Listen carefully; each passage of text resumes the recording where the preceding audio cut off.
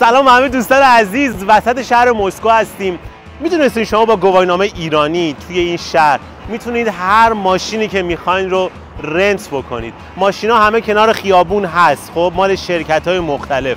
شما فقط نیاز دارین به یه گوشی، یه گواهینامه ایرانی و فقط نیاز دارین به ترجمهش و میتونید هر ماشینی که میخواین رو اینجا رنت بکنید.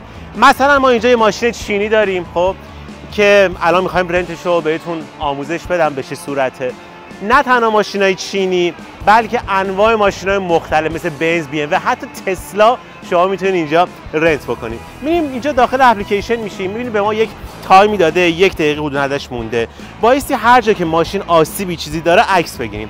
تا الان مثلا آسیبی که داره اینجا نوشتن، یه رو آینش داره، پایینش داره، عقبش داره، داخلش اگر مشکل چیزی هست ما هم اینجا چک میکنیم دورشو. اگر هر جای مشکلی چیزی داشته باشه میتونیم سریعا عکس بگیریم. حتما یادتون باشه ماشین رو چک بکنید، عکس بگیرید. هر جایی مورد مشکوک دیدین از اینجا شما میتونید عکس بگیرید. این از این.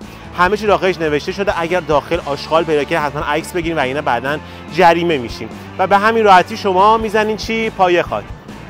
اینجا ماشین میاد. من 6 ساعت رزرو کردم، 150 کیلومتر، 60% هم بنزین داره و نوشته شده 250 کیلومتر میتونم برم. حتی اگر این ماشین بنزین نداشته باشه بخواید بنزین بزنید، کارت بنزینش تو خود ماشینه، خب و پمپ بنزین شما میرین، هزینه عجیب خودتون نمیدین. از طریق اپلیکیشن به شما کد اون کارت بنزین رو میده و میتونید ماشین رو اینجا در حقیقت بنزین بزنین بهش. این از این.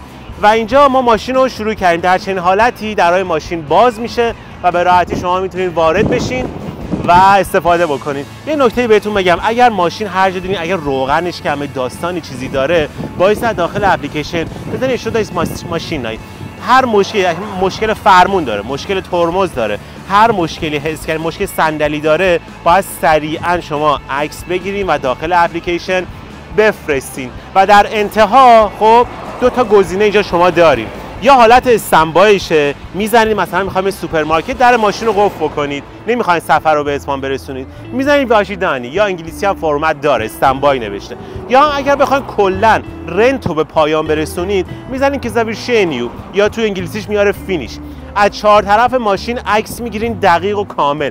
اگر عکس نگیرین و خدایی نکرده آقا این ماشینی که داره میاد بزنه پشت ماشین آسیب ببینه و شما قبلش عکس نگرفته باشی، شما مقصر میشی و هزینه سنگینی رو بایستی بدین.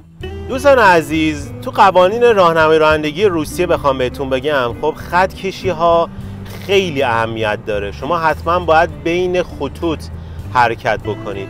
این سمت راست رو میبینید جای پارکینگ هستش، خب حتما باید تو قسمت های پارکینگ ویلچر مثلا اینجا اگه ماشین رنتی رو اینجا بذارین 17,000 و نزدیک 10 میلیون تومان جریمه میشین. مثلا اگه میخواین الان این لاین رو برین راست، اگه از این وسط برین و از قبل نرفته باشین به راحتی جریمه سنگین میشین. من الان میخوام برم سمت چپ، از همین قبلتر باید راهنما بزنم و بیام لاین سمت چپی. اگه از اینجا بیام سمت چپ خیلی ساده جریمه میشین. تمام این شهر پر از دوربینه و چک میشین به صورت لحظه‌ای. خیلی حواستون باشه. بعد دیگه اینجا رو نگاه کنید، خط چینیه، بعد یهو سمتش به این صورت میشه. اینجا یعنی ما میتونیم بیایم این ورلا، یا این طرف رو نگاه کنید، خط چینه، این طرفش اون در خط صافه، یعنی از اینجا میتونیم بریم لاین سمت راست. لاین الان سمت راست رو نگاه کنید زده آ، خب یعنی اتوبوس. اون طرف فقط اتوبوسا میتونن برن. اگه از اون لاین برین خیلی جریمه سنگین میشین و مشکل ساز میشه. این خط کشی‌ها که همه به این صورته، دو خط هست وسطش هم این خطای ریز دیگه هست، یعنی اصلا هیچ جوره شما به سمت راست نمیتونید برین. اون لاین ویژه برای اتوبوسه. یه نکته جالبی هم در خصوص خیابونای مسکو بخوام بهتون بگم، وسط ما اصلا چیزی به نام بولوار یا جدول اصلا نداریم. وسط رو نگاه بکنی هیچ جدولی نیست، فقط خط کشیه. تمام 99% بزرگراه‌ها و خیابونای مسکو هیچ جدول کشی وسطش نداره. دیگه خدمتتون میخوام عرض بکنم تو اکثر خیابونای روسیه خب سرعت همون 60 کیلومتره. اگر بزرگراهش کمی مثلا 4 بانده باشه میرسه به 90 کیلومتر. دیگه بزرگراهی که بیشتر از همه میتونه برین 120 کیلومتریه که نزدیک به فرودگاه که حالا بعدا میتونم ویدیوشو در ادامه بهتون نشون بدم. این لاین الان نگاه بکنید، اون دیگه تموم شد، خط کشی داره، میرین سمت راست، یعنی میتونید برین دور بزنید، ولی دیگه از اینجا به بعد نمیتونید برین سمت راست، چون ماشین از سمت راست دارن میان سمت چپ. دوباره شو لاین اتوبوس، دیگه سمت راست رفتن ممنوعه. به این صورت هستشو بایستی رعایت. نکته دیگه بهتون بگم در خصوص مپه. ببینید شما از گوگل مپ و مپ آیفون بهتر اینجا استفاده نکنید، از خود یاندکس مپ که مال روسیه است استفاده بکنید. تو بعضی از قسمت‌ها مخصوصا قسمت مرکز شهر مسکو مپ کلا قاطی میکنه، خب اصلا گم میکنه. الان ما چون مرکز نیستیم خوب داره به ما نشون میده از کدوم سمت باید بریم و به چه صورته. دستیار صوتی هم داره که فقط به زبان روسی، شاید انگلیسی هم بتونه صحبت بکنه که حواستون رو خیلی پرت نشه به مپ. نکته دیگه بخوام بهتون بگم، اگر شما جای یهو ترمز بگیرین یا یهو گاز بدین، سرعت بیش از حد برین، اپلیکیشن شرکت به شما به صورت اتومات هوش مصنوعی هشدار میده و اگر این هشداراتون برسه به 5 تا شما رو کلا از اپلیکیشن میندازن بیرون و بند میشین به اصطلاح. و اولش میان به شما جریمه میدن، مثلا ماشینا رو با قیمت بالاتر بهتون میدن، یه سری ماشینای خوبو براتون قفل میکنن و خب جریمه میشینه انقدر تا زمانی که دیگه ببینن شما تواناییشو ندارین، قوانین رو رعایت نمیکنین، اون موقع است دیگه شما رو از اپلیکیشن میندازن بیرون.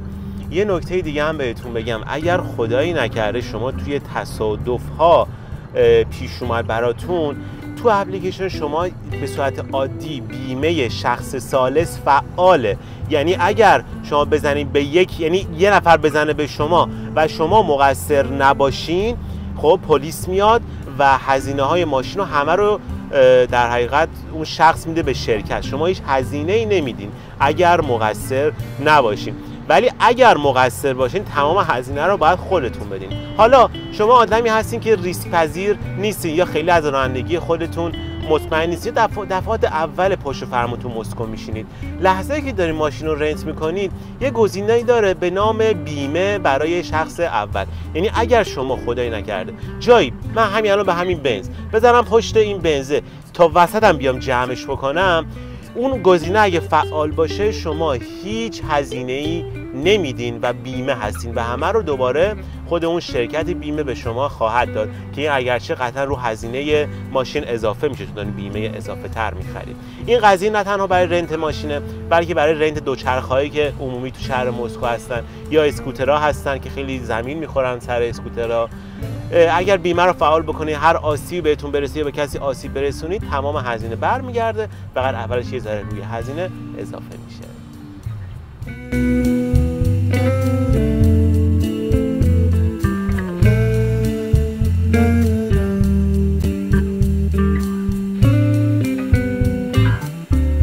یه نکته دیگه هم بخوام بهتون بگم دوستان عزیز، تو زمستون خب ماشینا اکثرا روش برف نشسته و نیاز هست که شما این ماشینا رو تمیز بکنید.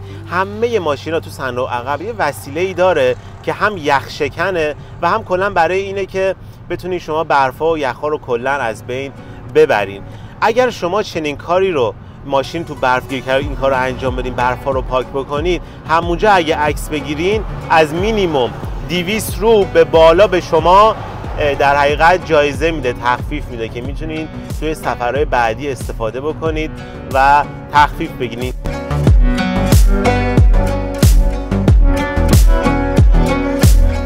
مرسی دوستان تا اینجا ویدیو همراه من بودید.